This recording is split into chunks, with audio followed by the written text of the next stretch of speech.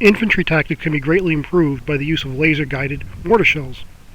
The fins of the shells would be made much thicker and would have tubes with small amounts of propellant installed along the sides of the tube.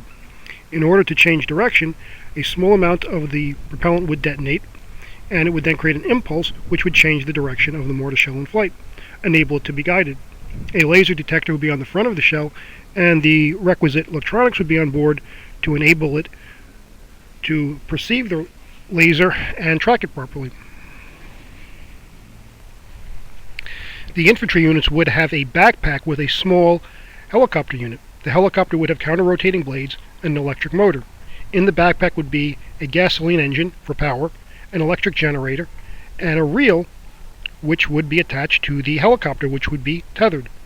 The tether would be let out, the helicopter would fly up above obstacles, and giving the infantry both a better view of what's happening around them and the ability to target targets with a laser, which would also be carried on board the little helicopter.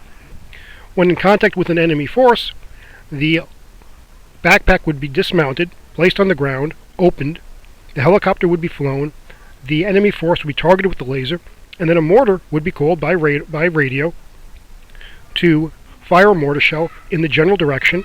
The reflected laser light would guide it actually onto the enemy target. This would enable you to destroy the best defensive positions of any infantry encountered and allow the additional infantry weapons, the traditional ones of rifles and hand grenades, to clean up anything that's left. This makes each infantry force much more effective, much more capable, and much more lethal.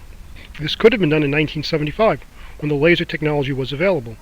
It was not done, and it was gross negligence. And to this day, the U.S. military does not have the proper equipment and the proper material to fight a modern infantry battle. The equipment they're using is actually obsolete.